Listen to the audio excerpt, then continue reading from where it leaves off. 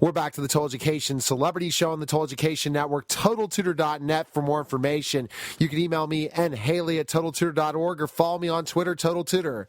And I always enjoy the Celebrity Show for one reason. Again, I create these relationships. We tweet things out. We continue the conversation, and I learned so much about them. So I want to welcome the program, HGTV's Designed All-Stars winner, Leslie Ezelle, and you are much, much more a jack of all trades in so many ways. Leslie, thanks for calling. Thank you so much for having me on the show. I'm really delighted that you decided to spend some time with me. Well, you have such an interesting background when you talk about former Dallas Cowboy cheerleader, raising children, a wife, and all these different things. It makes it such an interesting conversation. But I wanted to go into, I guess, your celebrity experience, being on HGTV and winning the Design All-Stars. Tell us about that experience and how it happened. Well, let me just start by saying it's way more fun to win than it is to lose. Because I was on Design Star season 6, and I did pretty well on the show, but I was at home packing, and that was just really not fun. But I tried to make the most of that. Experience by, I had to keep on a nice, happy face when I came back from the show from what I was doing, and I had to sit on the secret that I had not won for many, many months. And I actually gave myself a candy party because I didn't know how to tell my kids. My kids actually thought I won the gold. They thought I won Design Star season 6. And as we're watching the whole series, they're like, oh, my God, you totally won. You won. And then for the actual finale, I actually ended up throwing myself this big, gigantic party to benefit Susan G. Komen. I'm a breast cancer survivor. And I had 100 of my closest friends and press there to all watch me tank on national television.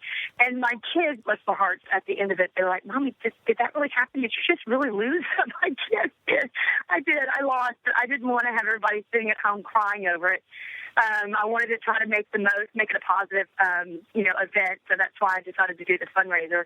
And then from that and all the work that I did in between Design Star season 6 is kind of really what brought me back to Design Star All-Star. I just continued to really, really work hard and try to do as much as I could for Susan G. Komen. I ended up being Honorary Chairperson for Susan G. Komen and kept very, very busy. And then luckily HGTV invited me back for the All-Star, their very first All-Star show. And thank God for that, because this time I brought home the gold, and woohoo! Way more fun. Way more fun. So, anybody who says losing is fun is lying. So being on each week and then someone being eliminated, it must be nerve-wracking, isn't it? Yeah, it is. And, actually, when you're those, I don't know about all the reality television shows, but certainly for Design Star on HGTV, that is a glimpse of how stressful it is when you're sitting at home watching. You can be that armchair designer sitting at home going, why is she doing that? And why is she doing this? And why is everybody crying and running around like crazy people? Well, I got there and found myself on the second day running down the streets of New York in 6-inch heels, crying, stressing out, trying to figure out how I was going to make a room happen. So it is actually more intense in life than it is, like when you're actually filming it, it's more intense than what you're seeing at home. And when they're doing the timing, that they tell you you've got 30-minute designers, you have 30 minutes. It's more like you have 5 minutes. It's really, it's way more stressful than what I ever imagined it would be. So, kudos to all the folks that have won prior to me, and it really it's really stressful. Being able to, designing in general and doing something creative is stressful in that it's very subjective, and you're trying to please someone or people in general, and you're trying to please yourself and stay true to yourself with your design.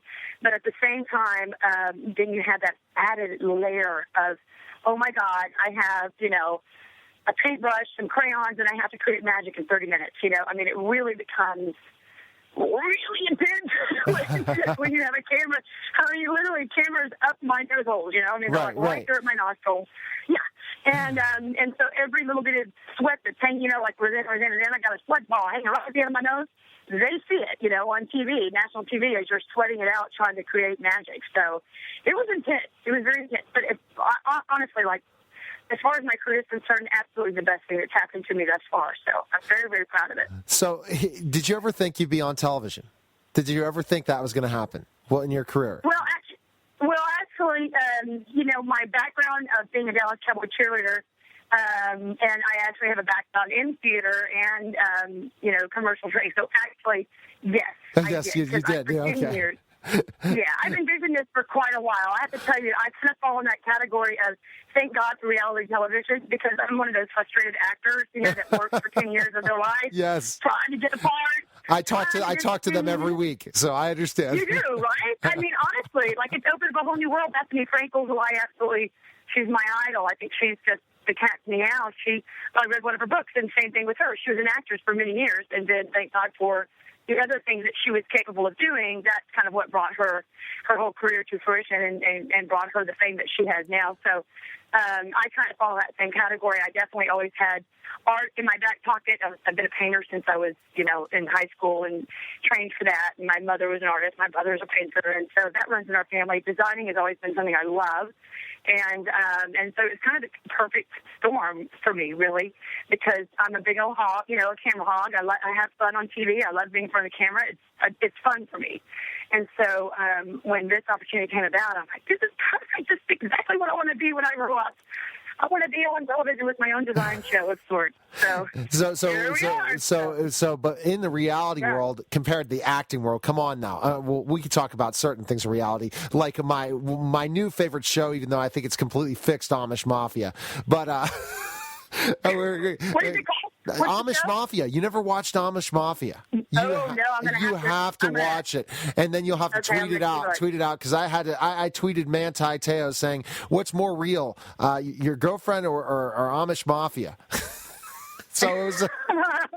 I've got to see it. You have to see it, and then you tell me, Leslie. No, but basically what I was saying is that, again, being in front of cameras in this atmosphere, you probably, when you're an actor and a cheerleader, you never thought this was going to happen. I guess how I restated that question, but I had a feeling you had that background, but I completely forgot. I thought just Dallas Cowboy cheerleader. I didn't know you were an actor as well. So was that from being a Dallas Cowboy cheerleader? You decided that's the next step is acting? Actually, that was a big life-changing moment for me. So I went from being a Dallas Cowboys cheerleader, in front of 80,000 some odd people, performing, and then performing. I got to do the tours, which was the USO DoD tours for all the military men all over the world. It was honestly, wow! It was like such an amazing experience. You cannot ask for a better audience. If you think about that for a minute, these men haven't seen a woman in 6 months, and then here we come and we perform for them for an hour, in various costumes. So they were a very enthusiastic crowd, and that was so rewarding. I loved it. After that, though, that's when I retired from cheerleading, I went into, I studied acting and went to musical theater conservatory for a couple of years, and that's actually when my whole life turned upside down, and that's when I realized that I actually played for the other team. And now, fast forward some 20 years later, me and my wife have 4 kids together. So it was quite the, and it's not an easy thing to do, going from a very, very heterosexual world into what is comfortable for me, but very uncomfortable for everyone around me. I think it took a while, for my cheerleader buddies to kind of get on board with it. I think it's harder for, it's almost harder for my loved ones and my friends around me than it was actually for me when I came to that realization. But yeah, that's kind of, so I blame it on theater school. Theater is the reason I turned gay. I've mixed it with the artsy-fartsy folks. The next thing you know, I'm playing for the other team. But, that's what my past is. That's what happened to me, and I'm definitely proud of all my life choices. And, there's some mistakes sprinkled in here in my 20s, that's for sure. But, for the most part, who I love and my life now is pretty darn perfect for me. So, but yeah, I could have never seen this reality. No one, I think, could ever have seen this reality television thing exploding the way that it did. Remember that movie a long time ago that they had? It was kind of the precursor to all the reality television. It was with Jim Carrey. Do you remember that movie? And it was him and his Oh yeah. I remember that. Oh, that was an awesome movie. It'll come to me in a second what the movie was, but at the end, it always got you to think what happened next with them. And it'll come to me. I know. The like, Truman Show. The Truman Show. It was the Truman Show. Yeah. Yep. But you know how brilliant is that? Whoever the creator is of that totally saw that coming. You know what I mean? They saw reality television coming in order to do that strange little movie. It's bizarre where we've come, but for me personally, I'm grateful for it. And actually, the way I feel about the reality television world is, as long as there's some sort of a talent or there's something interesting about the person that the show is about, it's not just blood. You know, it's not swinging mud and just for the sake of dramatics. You know what I mean? But if there's something there about the person that's unique and interesting, then I enjoy watching them. You know, I get into them. I have to say, I enjoy them. But when it starts getting really just about, I don't know, somebody becoming famous for nothing. Woody Allen recently came out with the movie, I think it's When in Rome, and one of his characters, which is the guy from Life is Beautiful, they did a whole segment on basically making someone famous for absolutely nothing. And I mean, it's so totally Woody Allen. You know, how he just all of a sudden woke up one day and everybody wanted to know what he had for breakfast. You know, it's a really cute movie if you haven't seen it. But if you have to be Woody Allen fans, you'll appreciate it. But anyway, for me personally, I it's definitely been a huge benefit for my life. So I'm happy for it. Well, it sounds like you're definitely happy for it, and it looks like. But I agree with you. There are, and I'm not going to tell you the shows. I'll say one, Honey Boo Boo. Making them stars. Oh my gosh, my wife watches that. And that's the train wreck of train wrecks. And I'm sure, Leslie, they'll end up being on my show at one point in time, because one of the other ones was the Real Housewives, and guess what? I've had 2 Real Housewives on my show, and I'm in negotiations from New Jersey, and I'm like, but again, we got to do what people like, and it was a very interesting what it is, what's hot now, what is something that and they get it. And honestly, this is the thing between anyone in reality TV. They get the public. They understand that the only way for them to continue their 15 minutes of fame is to constantly be connected to their audience. I don't think actors and actresses get that. I think that they think, once you're a star, always a star. But some of them get it by going and doing their own reality show later on. Let's say, a.k.a. Pete Rose and his reality show now. So certain people see that, guess what? Finally, I think through reality TV, people get to choose what they want to watch. Before the first 3 networks chose what we watched. That's the difference. Exactly. Yeah, it's so true, isn't it? I mean, that you just said it, mouthful like that. That is so true. We actually kind of do have a choice now, and what people are choosing doesn't necessarily align with what I'm choosing, but nevertheless, I mean, people are watching. Like you said, that Honey Boo Boo thing, I totally like a complete train wreck. And so, it's like I've watched it, though. I'll tell you, I've watched it. Oh, my wife forces me to watch it, yes. Between my fingers, I'm watching it like, oh my God, I can't believe I'm watching this. but you still keep watching Dance Moms. Have you seen that one? Oh my gosh, I tweeted out the Dance Mom, and she still won't come on my, because I'm in Pittsburgh. I tweeted her out saying, come on my show, and she completely ignored me on Twitter. I said, you're not that big, lady. I'm not going to say anything more, Leslie. You're not that. I'll get my. You don't have to. Let me tell you something, though.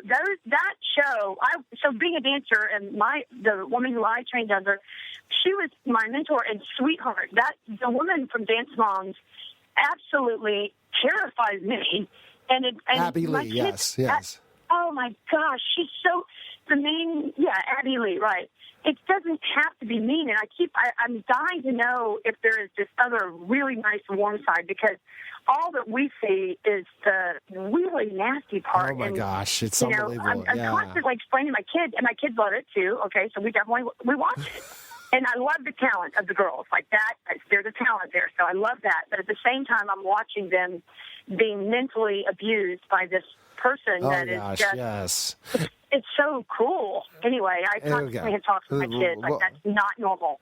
Well, we've had an unbelievable conversation, but one thing you're promoting, and then we're going to bring you back for that topic next, is the pillow project. Tell us a little bit about where we can find information, what you're trying to do with that, and then we'll bring you back to talk more about that the next month. Perfect. That's perfect. Okay, so I am this is my new baby, and I'm super, super excited about this pillow. It came out of a place of need, okay? So I was a breast cancer survivor and went through a total of 6 different surgeries. I was in the hospital for 3 weeks at one time, mainly related to trouble with reconstructive surgery, and I had bad reactions to the radiation. But during this process, I was given by one of the organizations, it was a small organization, it wasn't Susan G. Komen, but it was this group that gave me this pillow that I would rest underneath my arm and underneath my underneath the scars that were healing underneath my breast. And I had to have that pillow in order to have any kind of comfort. But it was ugly, okay? It was pink. I don't like pink that much, okay? And it was a bad fabric, and I hid it behind my other pillows. Okay. So because I hid that pillow, but I needed it still, I was tired of hiding it. I created a pillow that is really, really a beautiful decorative pillow. And it's a 2-part pillow. It comes apart. Part of it can be used for healing from breast cancer. However, it can also be used, it's a multifunctional pillow is what it is. Just like there's life after breast cancer, there's life for this pillow after breast cancer. And that life for this pillow is, it looks similar to those neck rests that you buy at the airport and you put on your neck when you're traveling. Right. That part right there is the main part that you use when you're trying to heal from breast cancer. But when you're not using it that way, you can take it on the plane with you and have it with you, and you're not going to forget it in the seat of the plane because, number one, it's a beautiful fabric and it stands out, and number two, because it's special and it has some meaning to you. And also, you won't keep personally, I bought about 5 of those things because I forget to bring them with me, so I buy them at the airport over and over again, or I leave them in the seat, those neck rest things. This decorative pillow sits on your bed. So here's what the other part is. So you've got the one part that goes underneath your neck or whenever you're trying to heal from anything that you need a little bit of a cushion for underneath your arm or wherever you might need it. The other piece of it is a piece that actually sits on your lap. So when you're in bed and you need something to rest your computer on, you have the second piece is exactly for that. You just put it right on top of your legs, and then you can put your computer there, or when you're eating in bed, your food on that. It gives you an extra, instead of it just being covers, you have that extra little pillow there, which at the time when I was going through all this, I just kept grabbing other pillows and stacking them up. And now you have this one nice decorative pillow that comes apart. It's kind of hard to explain. It's a visual thing for sure, but it's like a puzzle piece. There's 2 pieces to it. One goes for your healing, and then the other part goes for functionality for your computer. So, and aside from all of that, it's just a beautiful decorative pillow.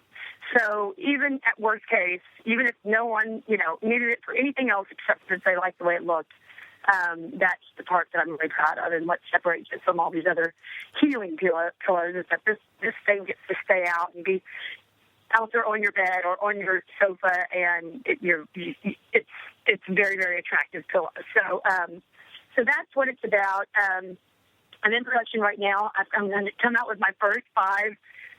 They're all kind of shades of gray, and so I'm calling it the 5 Shades of Gray. Wink, wink, nudge, nudge. And that it's a full-service pillow because one of the pillows goes between your legs and then the other one goes around your neck. And then there's also this strap involved that keeps the pillow together in one cohesive piece. So that is about to launch in March. And I'm going to be at the big Texas home show as a celebrity guest there, and that will be the first rollout of the pillow. But it's been really cool because when you're going through it, I've had women, after I've gone through it, after I've been through it, people call me, everybody, if you don't know somebody who's been through breast cancer, wait 30 seconds and you will, unfortunately. Mm-hmm. So I have women call me all the time, hey, what was your best gift when you were going through breast cancer? And so before I had made this pillow, it was like, well, I enjoyed the basket that had the food in it and the magazines, or the lamb that the one woman sent me was really well packaged. That was great.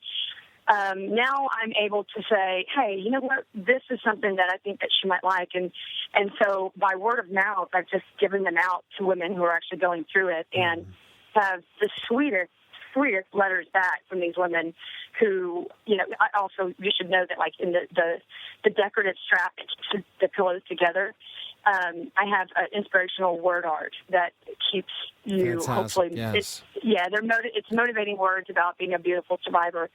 So it's a special message from one survivor to the next, and it's heartwarming actually. And so the women that have received it have been really, really sweet and encouraging as far as their thoughts on the pillow. So that's been the best. The best try, to see if it actually works. I know it works for me. I use it all the time. But then when I've had other people that are on board with it going, oh, my God, this is an awesome gift. Yeah. And so next plan is to get associated with the group, either Susan Komen or someone like that, possibly to have some of the proceeds go, to the efforts of a charity that's really taking care of women. That's great. Yeah. All right, Leslie, well, we were running out of time, but we'll definitely have you back next month. But where can we find more information on you, learn more about what you do, and more about the pillow? Thank you so much for having me on the show. I really, really appreciate it, and I look really forward to speaking with you more. And where can we find? Can we follow you on Twitter, Facebook? Is there different places we can connect with you? All of the above. I have a couple of different websites. The easiest one is just my name. It's LeslieEzelle.com. And, yes, I'm Facebooking, I'm Twittering, I'm twattering, I'm doing it all. I'm pinning, you name it, it's out there. All right, fantastic. Please, check me out. And the pillow will be coming out in March, and I'll have that for sale on my website as well. So be looking forward to that. Fantastic, Leslie. Look forward to talking to you next month. You take care. Thanks, Neil. I really appreciate you. Thank you. Oh, you're welcome. Bye-bye. All right. Bye-bye. Bye-bye. You're listening to the Total Education Celebrity Show, and we'll be back in just a moment.